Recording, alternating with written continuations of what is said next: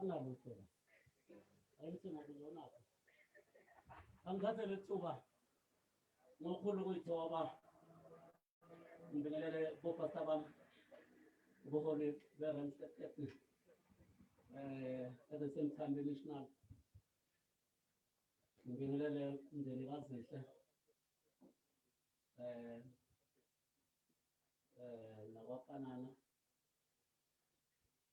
ngibingelele ibandla lenkosi ngibingelela wonke umuntu okhona la ngabala ukuthina kangane and so forth sanibona legameni lenkosi amen ngenye isikhathi sethu ngizomfishane ngoba nami ngesinke kodwa angiqale la kwi-overflow yethu leya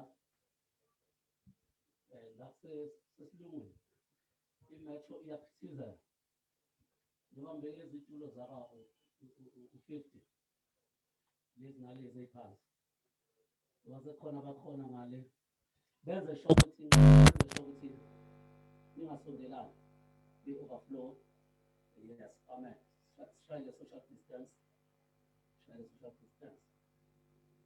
umndeni unesisodwa ngala ungenza futhi ngala sikhona isisodwa ngala abimndeni siwuhlelela ngaphakathi siyabonga manje-ke njengoba kuhlelekile-ke umtshali isibongo lethu kakhulu ngidodakazi yethu impumelelo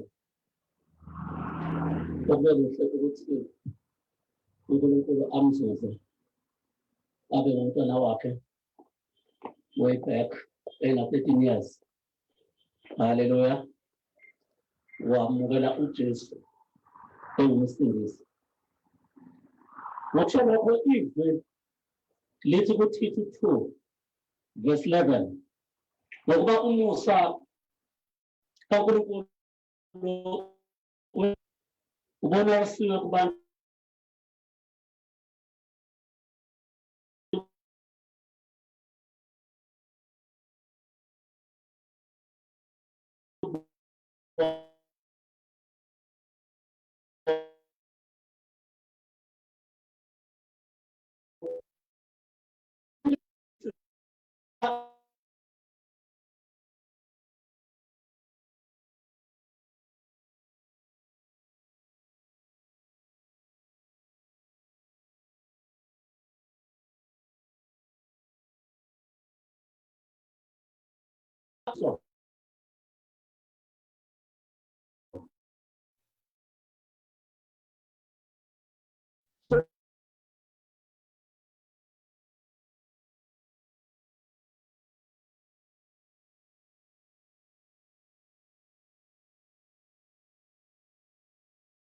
ubephambana nezinto ezenzakala kulomhlaba ezenziwa ngontanga yakhe alibongama lenkosi waphuma walizwa lelizwi ukuthi kuyaphunywa haleluya waphunyuka amen uJeremiya 51 verse 50 uthi nina eniphunyukile enkembeni hambani ningemi khumbulani uJehova nisekude iJerusalema lingene ezinhliziyweni zenu iJerusalema lingene waphunyula ngizothi kinina asazini ukuthi umelelo akazange athi njengoba wena iJerusalema langena enhliziyweni yakhe ngifuna ukuveza ukuthi ke ekugcineni limezelele eJerusalema ngine 10 minutes mphatho ohlelo ungesaba calculate kahle 10 minutes yami ngiyahlonipha isikhathi now ukuphunyuka kwakhe kumenze ukuthi angene kunanti iphuzu ezothi mina ube full time ekholweni kwakhe haleluya Matthew 9 verse 12 uphange umbuso wezulu alogama lenkosi ube uvela wathi mina manje angifeze izwi kaMathewu 12 waphanga umbuso waZulu waseke uthatha isinyathelo esedlula abanye abazalwane abakhona la esigodini nakwezinye igodi waba umntwana ongenayo ku-full ministry yabantwana abasha abagama lenkosi. Lalela bazalwane, kune-youth crusade kuleli bandla kaJesu bengapheli kuyona. Kunento very special abeyenza uma unompumelelo ephuma lokhu ba full time emsebenzini kaNkulunkulu bopastor bami. Uma bethiwa zinkonzo zelocal unompumelelo besimbona ekhona. Uma kuyinkonzo ama-second conferences waba full time imthandazo ngizobala niyazi sisemevisi sisakhuluma ku-memory service izolo waba full time kuyona. Uma kungama conferences anehlanga ubumthola ekhona emshadweni la umuntu uvela ikhona nekhona ngize ngiyibuza ukuthi lo mntwana uNkulunkulu umsiza kanjani emalini akwazi ukufinyelela lenane ngoba nami kangikhona.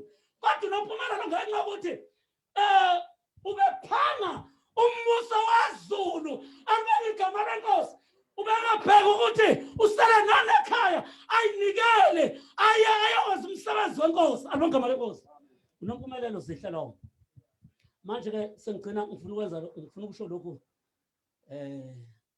bangiphazamisa labafunayo ukuthi uma usempini kamoya uphila lempilo ayenzile lo mntanami ube yisalamist, haleluya, ewumhubi, unompumelelo, was a prayer warrior, unompumelelo besishisekeli senkolo, unompumelelo besishoshovu sokukholwa, unompumelelo ube yiqhawe. Ngikhuluma ngomdzidla wentombi kushoya ukuthi ngiyintombi endala baba umtshali la engakwesaba lokho alibongama lenkosi. Ngokusho njalo bazalwane ngisho ukuthi ke uthe egcineni emshadweni eEastern Cape uma ebuya wangibikela umama ukuthi unompumelelo uhlatshwe ngumkhuhlane. Program director izangaphambili sengiqedile beku October ehlatshwa ngumkhuhlane eadmitwa esibhedlela kusukela lapho impilo yakhe ayiphindanga yalunga. Then ke waze walala nge-18 ngoLwesine uNkulunkulu wamkhumbula. Kodwa sibonga into yodwa elithi izwi lenkosi babusisiwe abafele kuphi khona enkosini. Amen.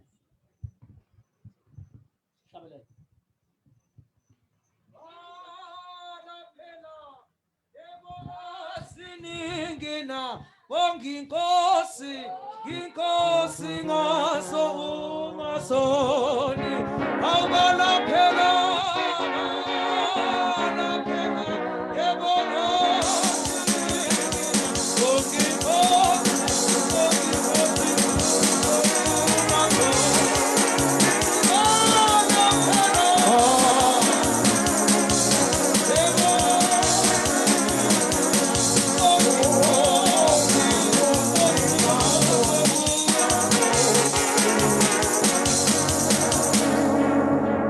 Hallelujah. Hallelujah. Amen bangcwele. Sisemvuselelweni. Wayesho njalo. Ene wayekuthanda ukuba mdala usesimpumi. Athi phela mina sanele ngimdala. Ngikhumbule wezwane ukuthi ngimdala. Thina angisasinje ilama teenager. Ngingomdzidla ibonga inkosi. Kunento encane engandlula kuyo nje. Silungiselela usisi Mavis uzokhulumela abantu abasha. Emva kwaloko silandela ngoPastor MV ukhulumela isekhethi. Bangenzele kahle esikhathini ngilungile namhlanje. Ngiyabathemba labazalwane, inkosi ayibongwe. Wayethanda ukushola amagama kokuthi akama understand umuntu omusha ovilaphayo. Umelelo bekakhuthele bazalwane. Ngiyacala ukubona umuntu okhuthele kangaka. Usisiphumi bekungilolunye ihlobo lomuntu. Bekangamana phuma yopheka abantu bagidze enkonzweni uma kude kudla. Ayibonga inkosi. Kwangathi singaba nabantu abasha banjalo. Basashaya abafethu ngiyamcela sis Mavis Sindano elithatha lelithuba una 5 minutes ukhulumela abantu abasha nationally.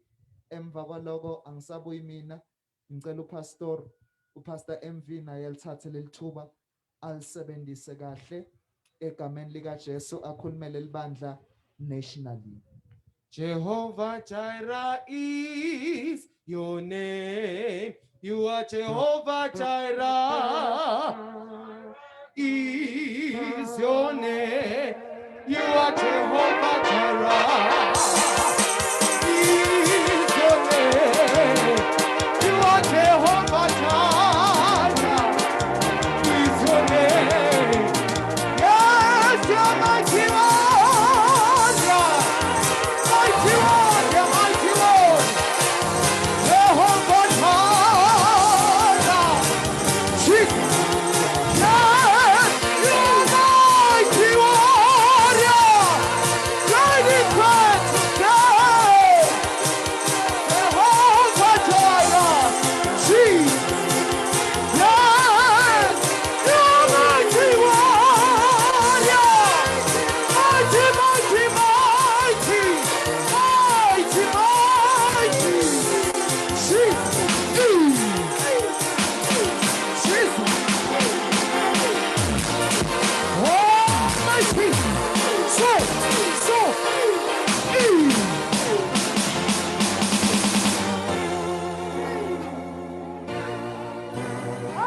Hallelujah!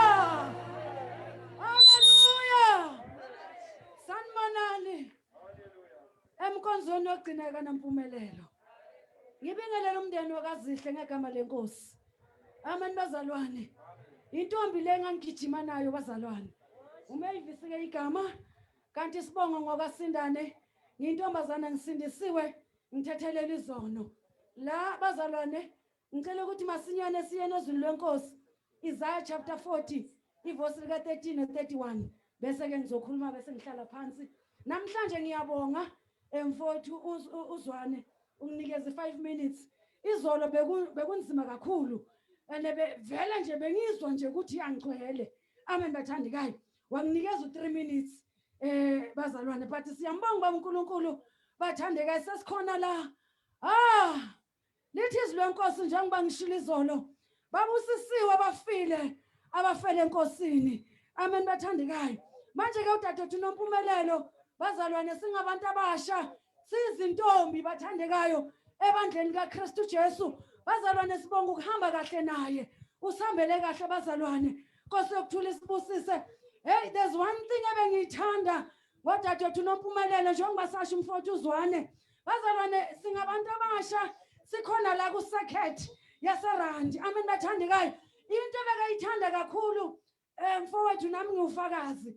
Yabona ekuphekeni bekaphuma beka compromise but or siya practice or siyenzani athi sisomkhulu ngizoba nawe. Amen bathandekayo.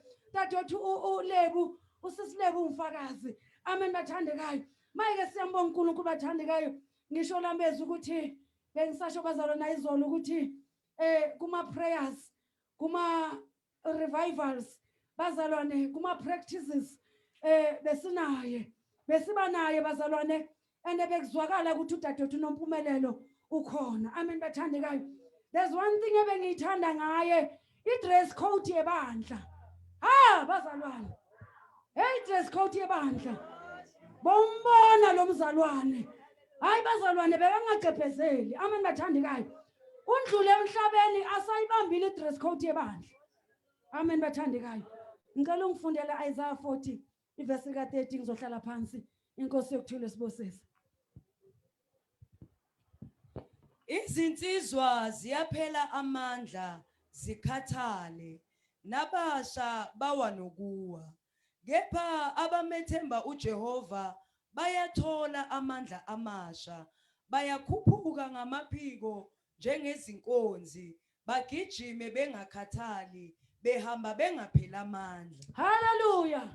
Bazalwane siyambonga baba uNkulunkulu namhlanje udadewethu nompumelelo bazalwane ugijimile. Amen bathandekayo azange akhathale. uNkulunkulu okuthula sibusise Singabantu abasha abazalwane esikhona la ebandleni kaNkulunkulu bathandekayo. Asicompromise ngale evangeli ngalo Jesu wethu. Amen bathandekayo.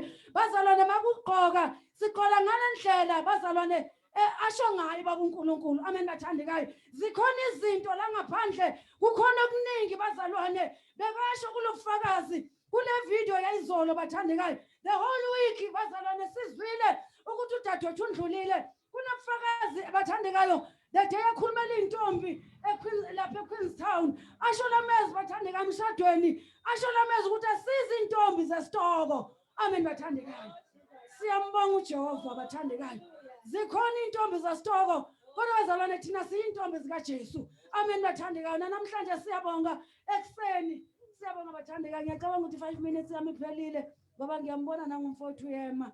Ngiyathanda nje ukuhlonipha isikhathi. Nkosi yokuthula sibusise. Amen.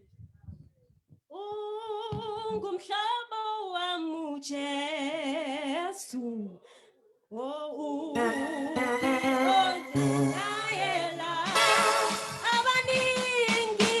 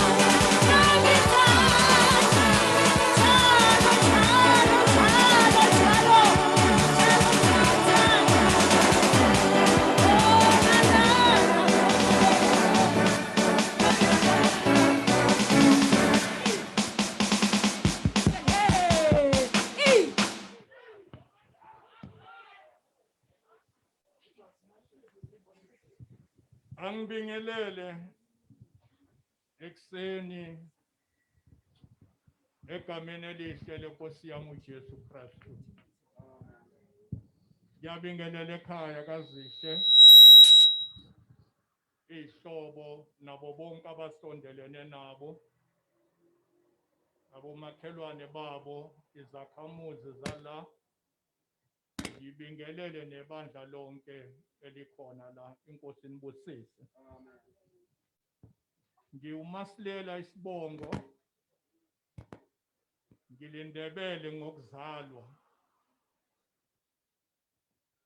AmaNdebele awahlangani namaXhosa ngokwemvelo yawo.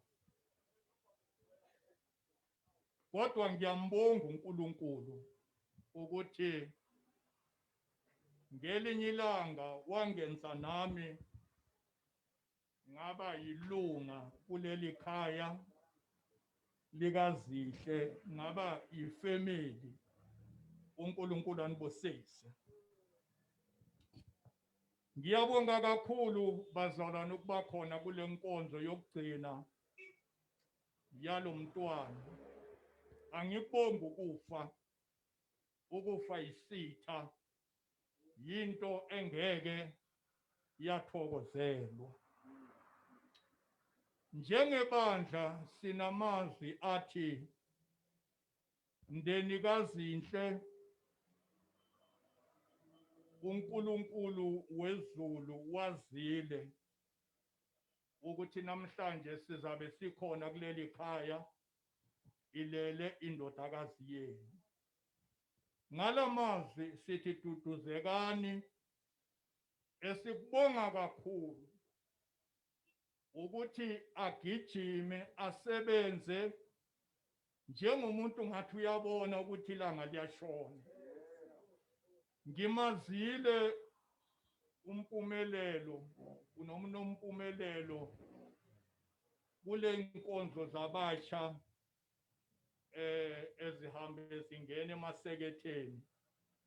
Ngimbonile kungumuntu osebenza ngathi akazi ukuthi kwenzakalani. Umoya wami uyathokoza ukuthi alalele kuloko bekakusebenzela. Kona kusimnandi, kubuhlungu kakhulu ukushiywa umuntu omncane kangaka. Ebisesabheke ukukhulu ukuthi usazoliveza ibandla njengoba linjalo. Amen. Inhloso yethu ukuliveza ibandla kulomhlaba onakele kangaka, siliveze njengoba linjalo. Inkulumo yethu ke ithi ayikho inkolo okufanele abantu bakholwe kuyo ngaphandle kwenkolo yeBhayibheli. Amen. Uma ihlulile inkolo yeBhayibheli, ungazamenye indlela, ungathathenye i-shortcut ukuthi kukhona enye impilo ozoyenza efana nenkolo yeBhayibheli, ayikho. Sikholelwa kokukodwa ukuthi yinye inkolo uNkulunkulu ayinikeza abantu balomhlaba. Uma umuntu imhlula lenkolo yeBhayibheli akahlale phasi, angavuleni indlela i-gravel road azama ukuphila. Ake ngikhulume nabantu abazama company. Uma umuntu eqashwa ku-company, angikhulumi ke ngekontraka namatoho, no ngikhuluma ngecompany into e-right enama-director nama-manager. Kunalento okuthiwa yi-contract. Okufanele ukuthi uyazi i-contract yale company yakho. Inhloso ye-contract ukuthi uma kukhona into wrong oyenzile kule company, bathi uyayazi i-contract ukuthi ithini. Amen. Yihle kanti okwesibili ijele lakho. uJesu wasinika le contract eyizwi likaNkulunkulu. Uma umuntu imhlula le contract yeBhayibheli, angayi kwenye ikhampani ayosebenzisa this contract, angeke kulunge. Le contract oya kuyo ayinakuvuma uze nale contract kaJesu kuyo. Aningizwa? Amen. Ukuze kulunge empilweni yakho, go back to the original ye contract le oyaziko. Hallelujah. Umuntu ophilako insuku zakhe zibaliwe. Thina sinengqondo kulamalanga siyasaba. Amen. Abantu bafikele uvalo banokusaba abantu, siyasabana. Amen. Njengoba ngilela angifuni kube nomuntu ongisondelayo, abantu bafikelwe luvalo. Kodwa sinanenkolo ukhona namandla ngaphezulu kwesimo zonke. Ngikhuluma ngoJesu owahlula ithuna. Le nto le okuthiwa icorona ikhona, kodwa ayinamandla ngaphezulu kaJesu. Singayiphuthumelela, singayikhuluma kahle, singayibekela umthetho, ayisabi imithetho. Ikhona iyakwenza kwenzayo, Kodwa there is a man above all. Unamandla, ungamandla ngaphezu kwazo zonke izimo.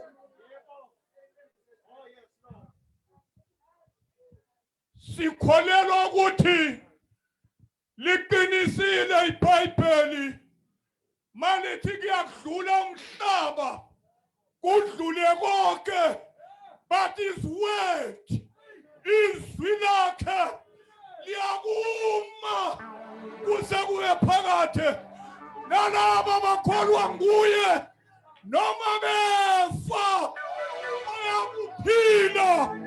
Sikholelwa kulokho. Khambile unpume uye lapha kaberekela khona, uyokuthola umvuzo, uyothola isalary yalokho akwenzile asekhona emzimbeni. Siyamethemba uNkulunkulu wethu, siyamethemba ukuthi imini zonke uyikakaramba, uyikutana, ungisokulunga, ungumnqobi, ungamandla. Siyakusuka kuye siyephi amazwi okuphila, amazwi okuphila akuye. Abakholwa nguye bangabi navalo. Okwenzakalayo yilingo, okwenzakalayo yi-test yabantwana beNkosi. Babusiswa baya kuma esikhaleni.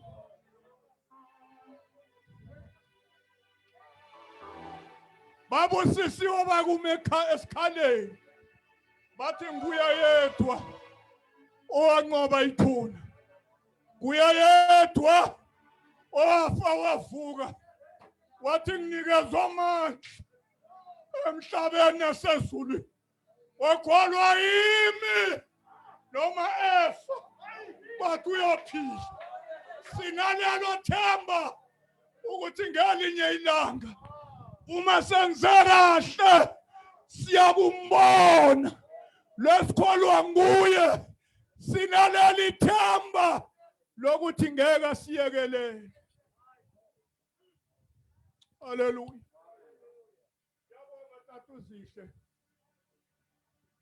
Amen. Uma ngikubona ngikhumbula kude ndoda kithi. Angazi ukuthi kuye ngani ukuthi namhlanje sihlangane. Kodwa uNkulunkulu wenhloso mhlambe khona ufuna sikulungise.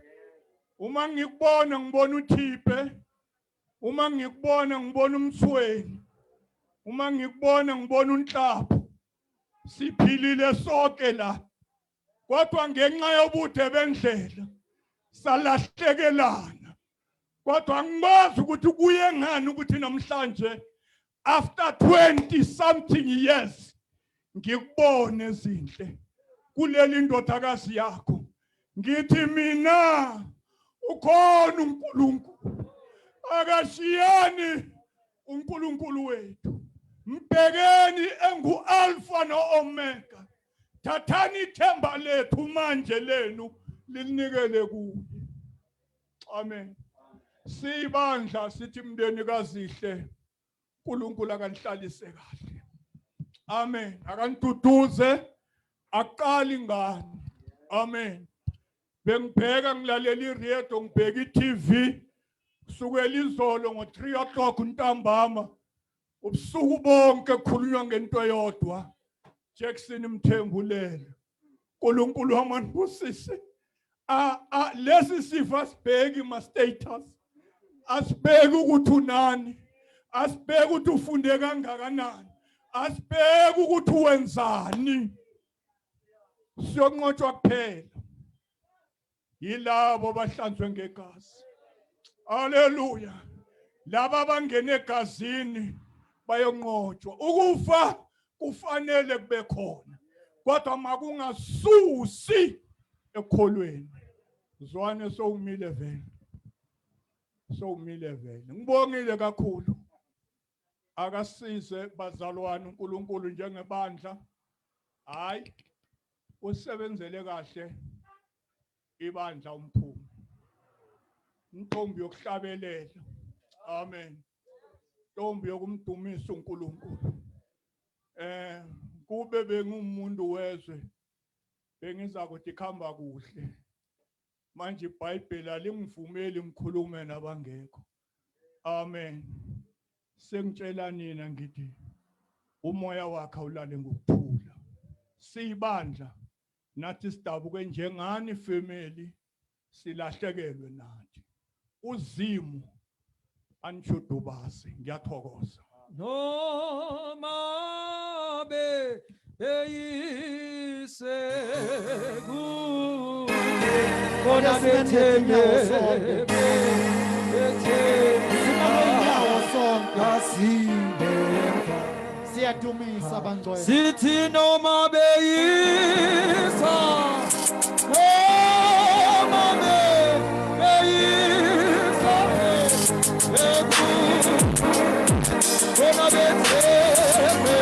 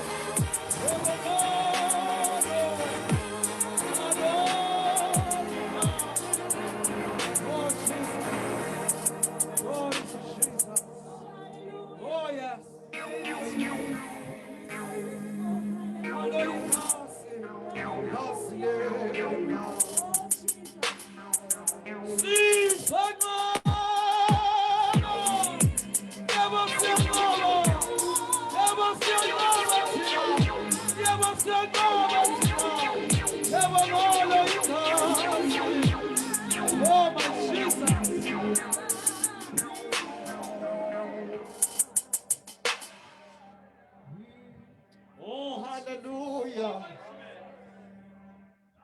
Oh, hallelujah. Oh, hallelujah.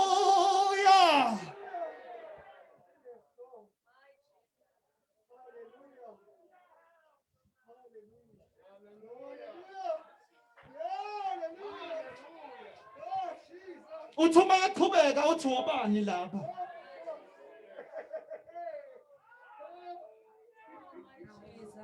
Oh, hallelujah. Oh Jesus. Oh, hallelujah.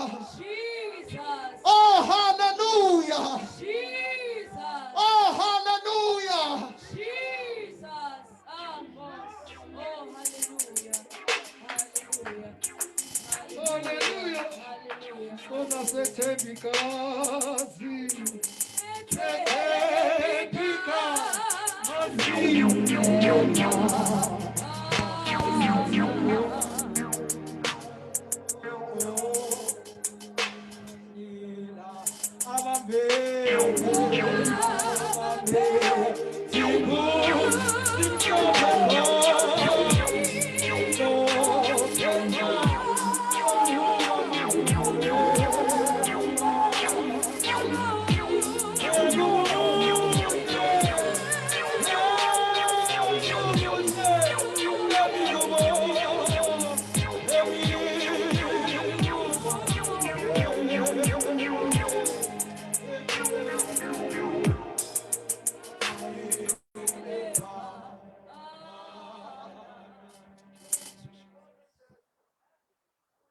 Usathana ngasorobhi kulama microphone. Hayi siyabonga bazalwane. Ududlano winile. Ayibongwe. Angazi engikwaziyo kunye umpostoli Paul usho lamagama. Uthi uma ledokodo lidilika sinesakhiwo. Oh, yes. Uyayizwa? Hallelujah. Liyadzilika sinesakhiwo. My Jesus. Asiyolinza something lidzilikile wangena endlini. Siyabonga. Sibonga ukukholwa nalo sesi. Cela ukubonga abafundisi bonke nationally. Siyabonga umsebenzi eniwenze kulodade. Ayibonge Nkosi. Hallelujah. Siyambonga uNkulunkulu ngaye. Bebangahlabeli ngifuna abahlabele. Siye siphambanweni ngifuna nifike sesiyendile into yakhona. Usekhaya manje khululekani bazalwane. Ngivile labanye bathi angeke basambona mina masinyane ngitambona. Masinyane sitambona la khona ubambe kholwa amen bazalwane. Ngifuna ukuthi kuvuyo nalo yiso mlanzeleni uNkulunkulu wamakwenu bafana bami. Mlanzeleni uNkulunkulu wamakwenu ningamshiyi. Nitambona ukuthi unjani. Kanti yini le ngayithola? Ngayithola ehlane. Ayibo.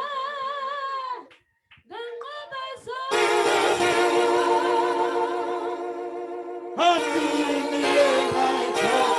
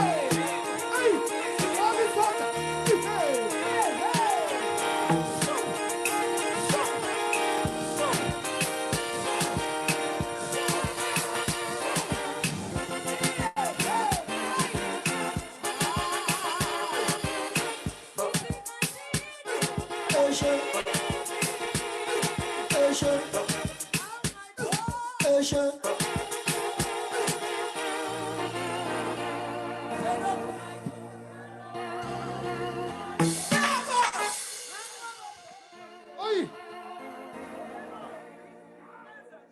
Hey. Oh, my Jesus. Oh, hallelujah. Cabanga ngokuthi kube bekungasi corona.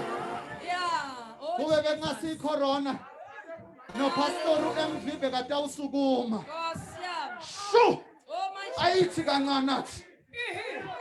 Woza, woza.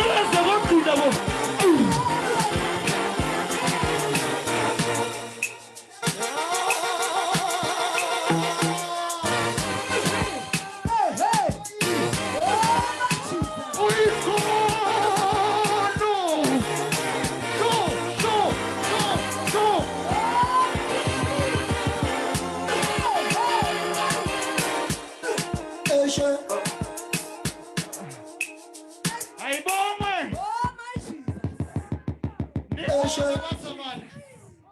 Nikhona bangcwele. My Jesus. Nikhona. Hallelujah. Nikhona na. Hallelujah. Nikhona. Hallelujah. Sisondela ngasezwini nikhona. Oh, my Jesus. Hallelujah. Hallelujah. Mighty Jesus. Hallelujah. Lapha eSunday school nangithatha Jesu. Hoyi. Kwakuna ingoma besihlabelela. Abanye benu angeke bayazi mhlambi ngaziwa bo Sis Mavis nabo bani bani. Sasithi glory hallelujah the wind is blowing. Okay. Hallelujah the wind is blowing. Hallelujah. Hallelujah. The wind is blowing. Glory, hallelujah.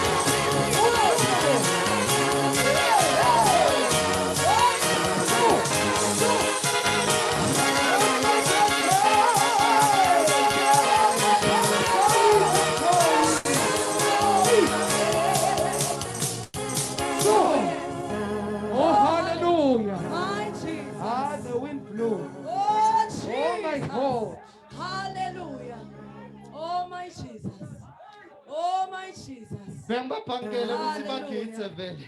Nkosi. Bengisibhankile. That's why bengihamba nga 145 nasuka. Ay. Hallelujah. Hey. Hayi, so. Uke wahlabela lomnye babe. Wathi nyowenza nje mangifike ekhaya. So jika senze njena. Mangifike ekhaya. Oh, so jika senze njena. Mangifike ekhaya.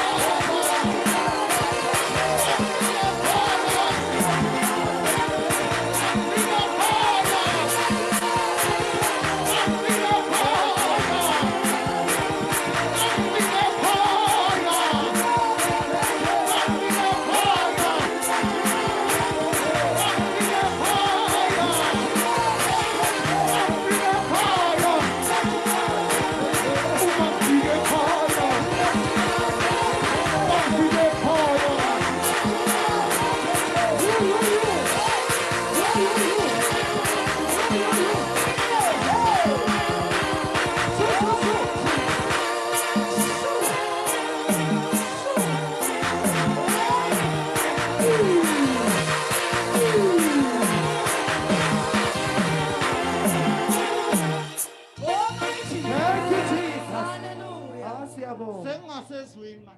Hey. Thina sinabafundisi man. Thina sinabaphathi siphethwe. Hayi mina ngifuna ukubona abaphathi bami ukuthi bona bayowenza njani nabafike ekhaya. Siyojika nabo. Ngoba mina ngiyobe ngingasabambeki. Siyothakathula. Nacabanga ukuthi sibuyaphi nalento. Labanye bethu sacishe salahlekelwa mindeni. Oh Jesus. Labanye bethu sinemagama lesibitwa ngawo. Ngoba kunetinto lesingatendi. Futha longalenda ukuthi ungafiki. Mangifike ekhaya. Ngicela ukubona abafundisi ukuthi wena Thambo.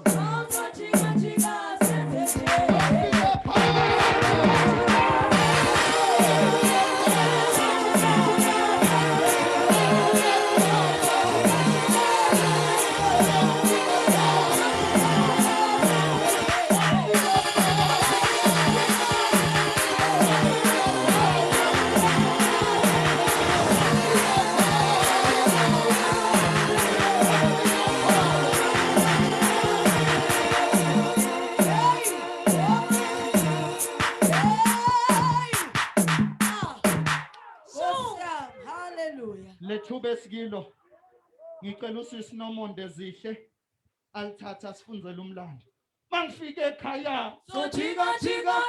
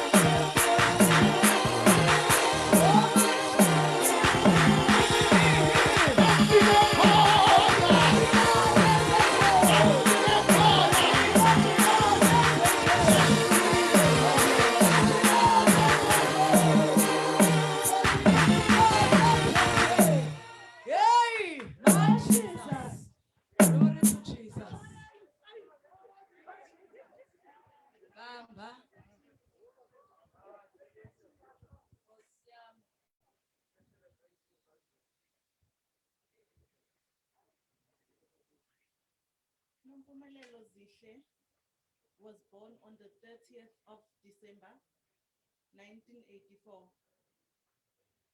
Mpumi was a second child and daughter to Sydney Polisi Zihle and Patricia Fihliwe Zihle. She had 2 siblings, 2 nieces, 1 grandson, and 2 beautiful kids. She received Christ at a tender age of 13 years, where she became a Christian and found her calling as a worshiper till her last days on earth. She was a happy being, loud but soft at heart, strict but never quick to judge, believed in second chances, but above all, she believed in Christ. To my mom and dad, thank you for the love, the teachings, and for wanting the best in me, and for being my parents. To my brother and sister, thank you for accepting me and understanding me for who I am and bringing out the best in me. To my niece and grandson, thank you. Bantwana bam, uncane uyanithanda, and thank you for the good times we shared. To my sons, Luvuyo and Loiso, I could not have asked for anything more special than you here on earth. I wish nothing but the best for you all. I wish nothing but the best for you in all endeavors. I know you're going to grow up to be the great men, and one day fear the Lord. I love you, my sons. To the church, Jesus is coming. And thank you for everything. We will meet home soon. Isaiah 41 verse 10. The Lord says, do not be afraid, for I am with you, and I am your God. Let nothing terrify you. I will make you strong and help you, and I will protect you and save you.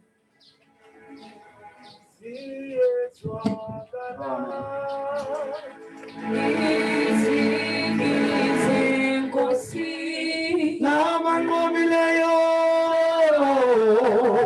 ngobile besondela, ndela kuye.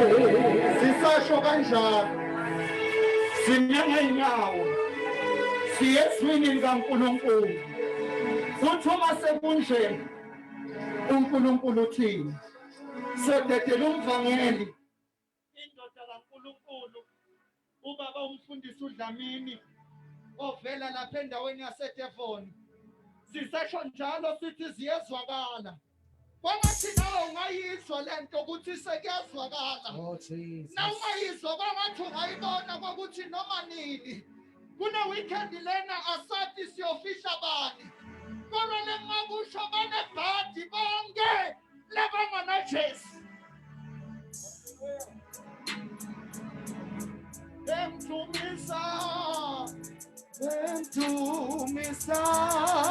betingwele,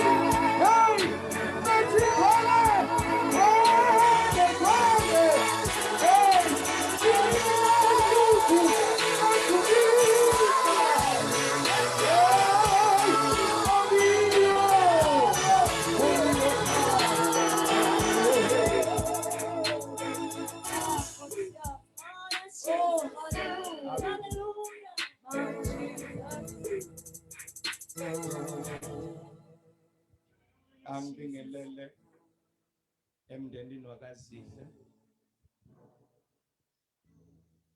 kubo pastor abakhona kubo bonke ama-families wale mindeni ephathekayo la ekhaya. Ngibingelele nabantu bomthetho abakhona ukuzobhekelela isimo ngendlela singakhona. Namhlanje bathandekayo ekseni ngizoba nezwi kafishane andukuba sizophuma siye lapha la siyawubeka khona udadewethu uMpumi ayawulindela khona usuku lwakhe. Igama lenkosi alibongwe. Angibe namazwi ke njengokujwayelekile athi duduzekani emndenini wakaZihle. Bengikhona phakathi kweviki ngiwakhulumile kubo bonke bebakhona. Manje kungenzeka bakhona abafika namhlanje abangaba nombuzo ukuthi umfundisi washumayela angasiduduzanga. Ngicela kusho lamazwi duduzekani. Ukulahlekelwa kwenu ukulahlekelwa kwethu. Indlela enibona isimo singayo kuyasho ukuthi nathi silahlekelwe. Umuntu uhlonishwa ngendlela yakhe. Ngike ngasho phakathi kweviki ngathi udadewethu uMpumi sizomngcwaba ngokwendlela noma ngokwesiko lethu. Sizomhlonipha ngokuzinga elifanele ibandla. Igama lenkosi alibongwe. Ngoba umuntu othathe ukukholwa wakholwa ngendlela efanele. So bazalwane angiyeni ke ezwini likaNkulunkulu ngoba angisuye lo ohleliwe. Ngingena nje sicathulweni zomuntu omkhulu. Manje ngingomncinyane. Ngizongena ke ngibe mfishane kwenzela ukuthi ngingaphazamisi. Ngiyabona nasebacala bafika kanje sebakhona kusho ukuthi isikhathi sami sesiphelile. Igama lenkosi alibongwe.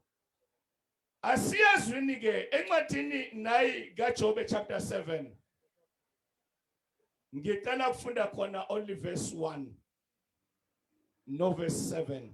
Amavesi amabili. Igama lenkosi alibongwe. Encwadini kaJobe chapter 7 verse number 7 no verse 1. Lama verse amabili. Sike silalele ukukhala kwenye indoda ikhala kuNkulunkulu. Funda ke lama verse uma khona ongiphathela iBhayibheli angifundele. Encwadini kaJobe chapter 7 verse 1 and verse number 7 sivala amaBhayibheli. Amen. Inesihloko sifundeka kanje Jobe chapter 7 verse 1 to 2. uJobe ukhala kuNkulunkulu ngobunzima bokuhamba komuntu. Isihloko verse 1. Umuntu akasempini yini emhlabeni?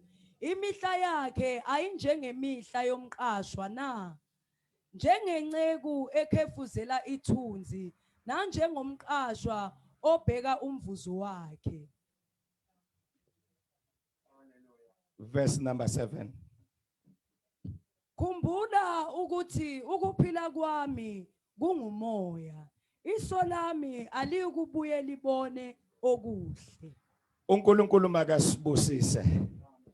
Bathandekayo nalizwi likaNkulunkulu kafishane kubo bonke abakhona. Nanka amazwi akhulunywa uJobe indoda eyendlule esimeni esifana nalesi. Esakhe besuwes ngoba ushonelwe ngamadodakazi namadodana 10 yabantu ngesuku olulodwa. Uma kwenzeka lokho walahlekelwa yonke into wayenayo ayenzile wayisebenzela semhlabeni yahamba yonke.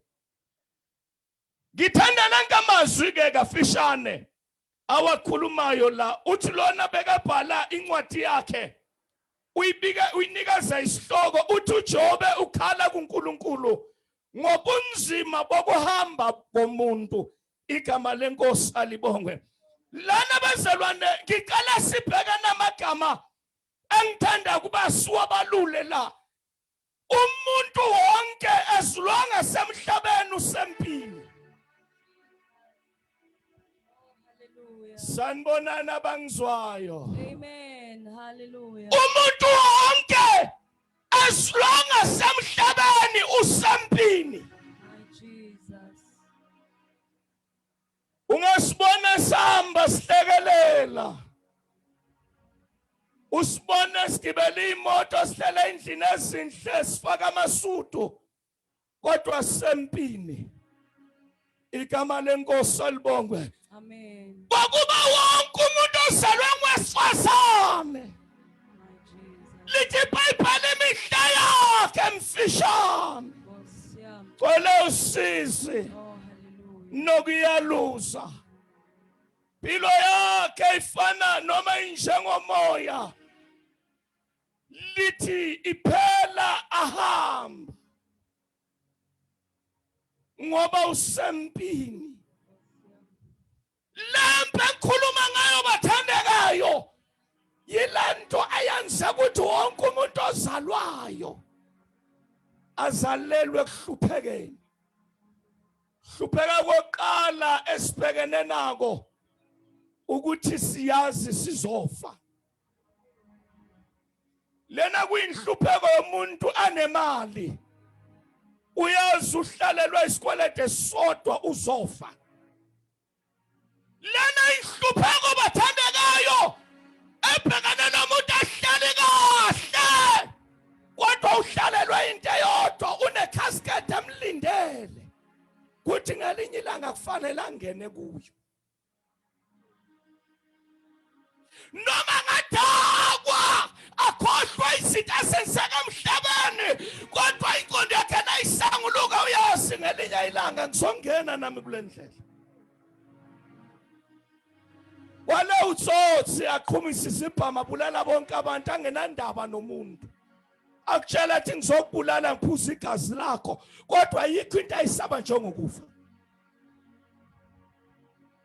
Umuntu wonke usempini. Lalela mntana sekhaya silana nje sempini. Lempi esibhekene nayo yenza abanye bethu bahleli la badla amapilisi sempini silwela impilo. Lempi yenze ukuthi wonke umuntu ophilayo emhlabeni asibuze kanengi ukuthi insurance uma ngabe ngingafa nginayo na ezokwenza ukuthi indlela yami yekethuneni ibe lulanyana. Lempi enkhuluma ngayo bathandekayo yenza ukuthi wonke umuntu athi aphile emhlabeni ahlale anosiza ahlala nalo olungeke lwaphela usizi lwakho olungeke lwaduduzeka ukuthi manje uhlalelwa indlela afanele ahambe ngayo. Lethe iBhayibheli umuntu sempini. Lalela mntana sekhaya uyedile lempi usathane wenza ukuthi wonke umuntu ophilayo akhohlwe ukuthi ngelinye ilanga uzondlula. Ngiyamthanda lo verse number 7 ngoba uthi khumbula ukuthi ukuphila kwakho kungumoya. Lalela mntana sekhaya nginamazwi engifuna ukwaveza singakaye emthandazweni ukuthi mntwana sekhaya khumbula ukuthi noma sisempini noma siphila ngalendlela siphila impilo engemnandi emhlabeni esikuwo sizondlula and uma sendlula kunenkinga yodwa esizobhekana nayo uyapi. Inento elimaza kakhulu umoya wami bazalwane. Uma kukhulunywa ngokufa kuyinto enzima ngendlela emangalisayo. Ukufa kudalela umuntu isikwolodo esikhulu, kumdalele nenkinga yokuthi njengaloku azi uzofa akazi uzofelaphi. Uzobulawa yini akazi uzofa nini.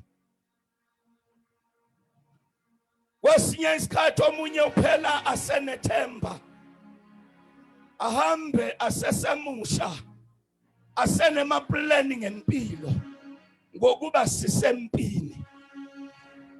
Lempi ungayibona kahle na ungeya lapha esibhedlela. Ufike uhlale ubheka abantu abangenayo. Uhambe uyawuhlala emawadini la khona kunabantu abagulayo khona. Uyibone ukuthi abantu impilo bayilwela njani. Lempi engikhuluma ngayo ungayibona na ungaya lapha inyangeni. Labantu begijimala khona langabe bahlatshwa izifo. Lempi engikhuluma ngayo ungayibona mntana sekhaya.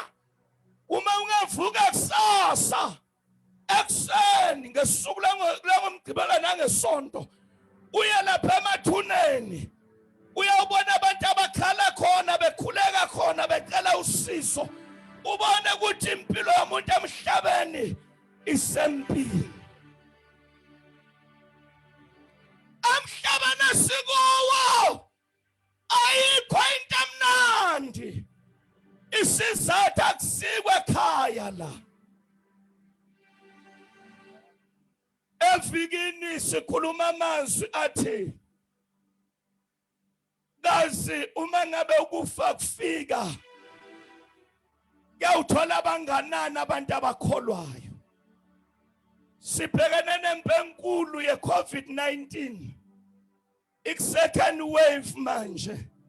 Siya kwi-third wave. Uma kwenzakala jabula abantu ababodwa abantu abanoJesu. Ngoba i-COVID ikhona noma yikho. Ngicela ukusho ukuthi kubo bayazi ukuthi abantu abaphilayo bazofa. Akunandaba babulawa yini. Akunandaba bahamba njani. Kodwa iBhayibheli libatshalile lathi bayazi abantu abaphilayo ukuthi ngalinye ilanga bazondlula. Kodwa kuyihlaso kumuntu ongena Jesu. Uma ngabe kufika isikhathi esifana nalesi kufika ukufa. Ngoba impilo yakhe ibasosizile. Safa isiqebi. Indoda yaTamasi emhlabeni yayiphila kamnandi. Yenza yonke into ayifunayo. Tamasi angendlela ayifunayo. Adla khomba ngoliphakathi.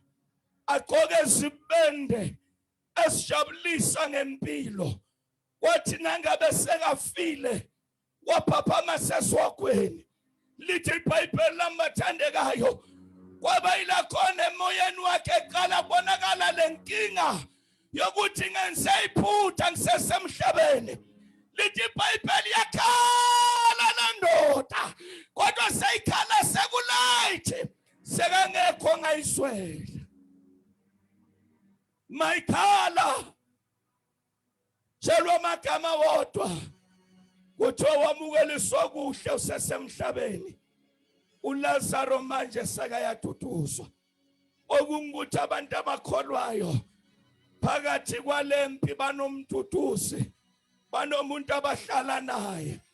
Akunandaba mntana sekhaya ungalala uphuza amanzi wodwa kungena kuhle efrijini. Kodwa na unoJesu unempilo. Igama lenkosi alibongwe. Ungahlala ungenamali ekhaya, ungenamali ebhenki, ungenalutho, ungenabangani, ungenasihlobo, kodwa na unoJesu nako konke. Yiko iBhayibheli lithi sisibekele ingcebo ekhaya. Igama lenkosi alibongwe. Ngoba umuntu emhlabeni usempini, abanye bayilwele lempilo, bazama ukuthelela yonke into abanayo emhlabeni, kodwa kupheleni kwako konke abahambanga nalutho. Bathe banamamiliyoni, baneyimoto, banamabhizinisi. Uma bendlula bandlula bangene ku casket bangena bodwa. Yasala imitsebe yabe emhlabeni. Ngoba la emhlabeni sise singena lutho, siyawuhamba singena lutho. Yiko umuntu ohlakaniphile uma ayiqonda lempi esibhekene nayo. Ngoba impi esibhekene nayo enkulu kunaso sonke yimpi yokukholwa uJesu. Sanibonani. Awu sanibonani emvuselelweni. Asikafinyelele emangcwabeni. Uyaya umfundisi awushumele emngcwabeni. Asikafiki khona sesemvuselelweni manje. Awusanibonani emvuselelweni. Ngicela kuyisho lento ningizwe kahle. Impi enkulu umuntu abhekene nayo yokukholwa uJesu. Uyabona uma kufika indaba yokushunyayelwa kwevangeli, uSathane uvala ingqondo. uSathane ulwela ngayo yonke indlela ukuthi kungabi khona oyedwa umuntu omukela uJesu asaphila. Uma ngabe kungalendlela uSathane useduzana nabantu, uyabahlebela abanye ukuthi hey angeke wena ufe manje kusesekude. Kanti iBhayibheli lishilo lathi abantu abahlakaniphile bahambela endlini yokulila. Uma befika khona bayakhumbula ukuthi nabo bazofa. Ngamanye amagama ukufa ngokweBhayibheli imvuselelo. Kuyi wake up call kuwo wonke umuntu ophilayo ukuthi masinyane nami ngizohamba. Uma kungenzakala ngihambe njengasisi Nompumelelo, iyaphi indlela yawo? Kodwa ngenxa yalempi yenza abantu bangakwesaba ukufa, yenza abantu bangabe nendaba nokufa, yenze lempi abantu bangaba nendaba nankolo. Eksene khumbula ukuthi ukuphila kwakho kungumoya. Lana sekhaya siyothandaza manje. Khumbula masinyane na uzondlula. Usisiwe ofile wafela enkosini. Umuntu ukuthi asaphila wacabanga ngesiphetho sempilo yakhe.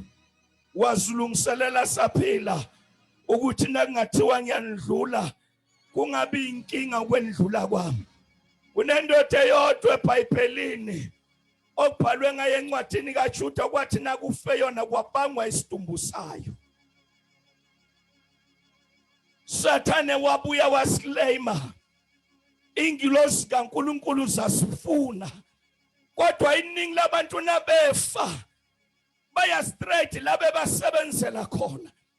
Akunamuntu obangayo. Ngoba unembeza womuntu ukhuluma indaba ayiqede. Sihlale kulandawo bayazi abantu abalungisile. Sihlale kulandawo bayazi abantu abangalungisanga. Abanye baphakathi kwempi ayoze ibanqobe bangakayiwini bafe bengalungisanga. Abanye bayilwela baseyiphendlela umthwale kulenga ama drip left and right umzwekhala kabuhlungu ekhalela impilo yakhe. Kunamadoda engiwathanda ngicela khotha wona ngithandazwe. Indoda yokuqala uDavida okwathi nangabe kufika isimo ngoba yazi impabhekene naye. Uzwakala uyakhala. Uthi Jehova lingachitheki igazi lami ngikude nawe. Uthi ngiyazi phumile inkosi kwaIsrael yasingela. Phumile iCovid-19 izingela abantu yababulala abantu. Sihlangenelana khona ezophuma nabo. Sihlangenelana bakhona basohamba ngayo. Kodwa kusala kokodwa uthi uDavida lingachitheki igazi lami ngikude noNkulunkulu. Iyaqhubeka le ndaba ithi uJesu ayiqonda impabhekene nayo. Swakale ekhala sesiphambanweni. Athe esandleni sakho Jehova ngiyawubeka umoya wami. Ngoba isandla ongabheka kuso impilo yakho sisodwa ngesikaNkulunkulu. Sithi silelesi sikanye naye sikhala. Sithumane ungikhumbule na ufike embusweni wakho. Namhlanje ekseni bakhona na kule nkonzo yadadewethu Nompumelelo abangayiqonda impi ababhekene nayo. Elwela ukubulala mntana sekhaya ungena Jesu. Abanye ibenze abahlubuka ukukholwa bakulahla bayibhareni. Lampilani bahlulile abanye.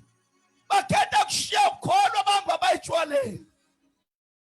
Inkinga sempini abanye abebathandaza kahle ngenxa yalempi namhlanje sishintshile izinto.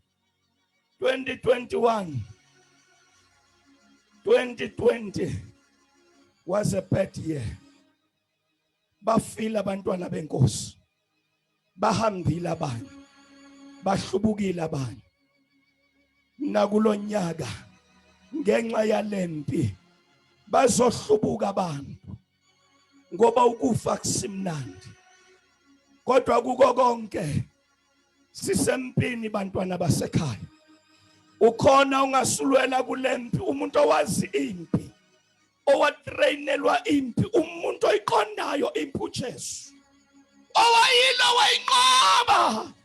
Abantu abathatha yena bathatha indoda yempi, bathatha iqhawe lokuba. Mawuthathe yena noma ungafa, yiba nesiqiniseko uzophila. Ayikho into esokuhlula. Uzongena kwi-casket yakho ungene noJesu. Andlula nawe yokumikisa ekhaya ngoba uyindlela neqiniso nokuphila. Abantu abakholwa uya ngeke bahlale bangafika ekhaya. Namhlanje ukhona na ongathi mfundisi nceke enkosi ngiyawudinga lo mthandazo. Ngiphakathi kwempi ingehlulile ngiyatakwa namhlanje. Ngiyafeba namhlanje ngehlulwa ilempi. Ngiyabulala nginemisindle emibi. Angikhona ukukholwa inkinga ngihlulwa ilempi. Lempi yeqindezela abantu yabenza ukuthi noma bayazi ukuthi bamele bakholwe kodwa kuselula ukukholwa ngoba basempini.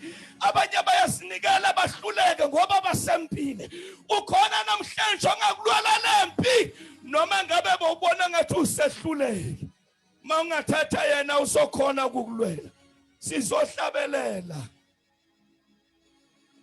Dadewethu Mbali, sizohlabelela.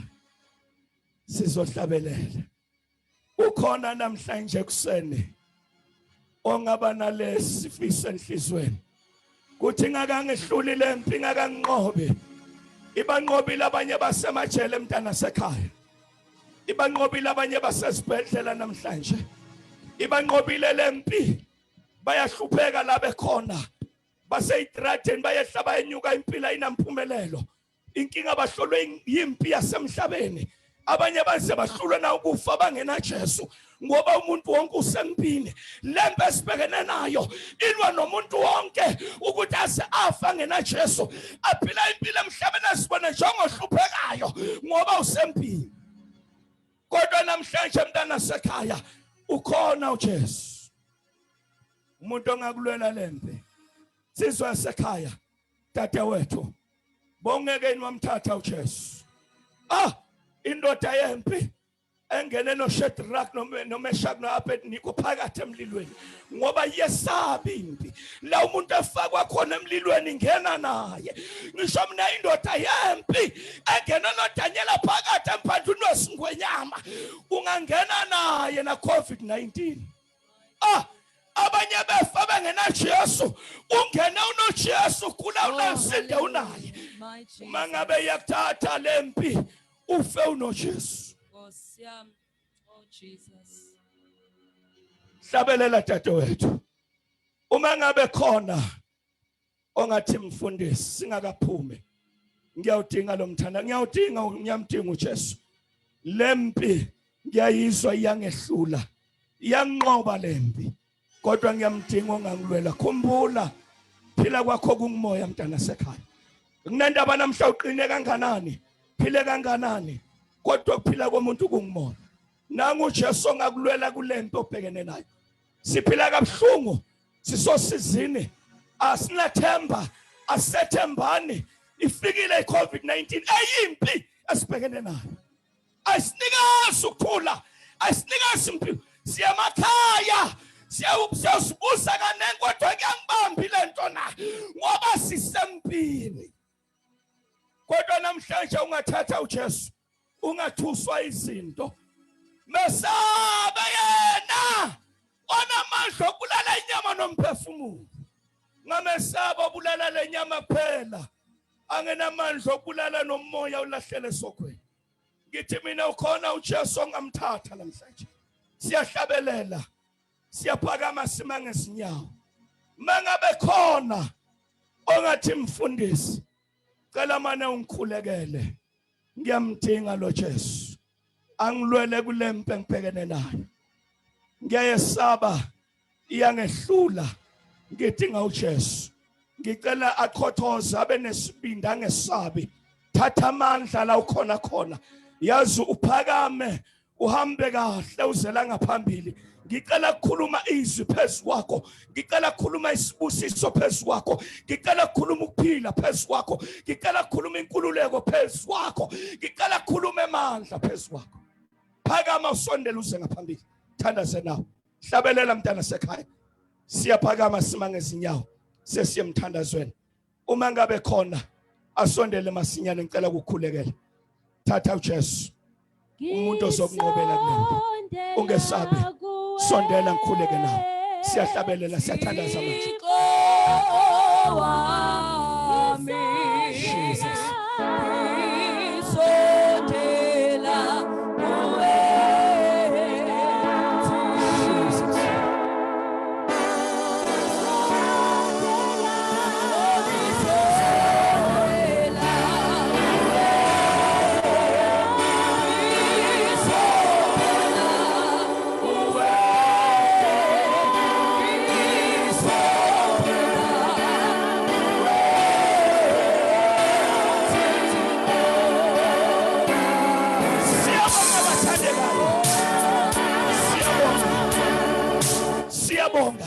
Sesiyothandaza bakhona abathi mfundisi khuleka nempilo yami ngiphakathi kwalempi ngiyamdinga uJesu uzanqobela bongeke niwasondela ngikhuleke nawe.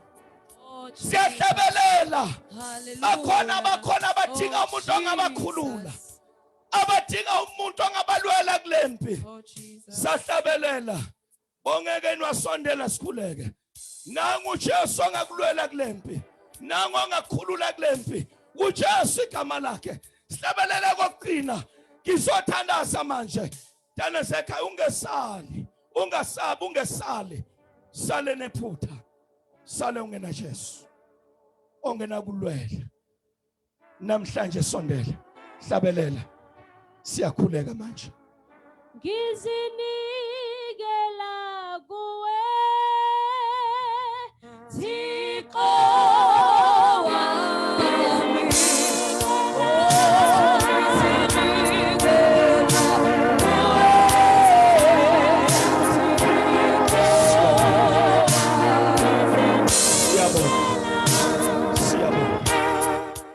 Baba wethu ongcwele uNkulunkulu onamandla wonke. Namhlanje Nkosi yami ekseni kule nkonzo siphakamisa lonke udumo siliphakamisela kuwe. Ndoda yempi iqhawe lokulwa. uNkulunkulu understanda nowazi isimo somuntu. Shola amagama uJobe uthi kodwa beka yini umuntu kuba wena Jehova bongaze umhambele ekseni. Sibonga ukhanjelwa uwe sihanjelwe izulu.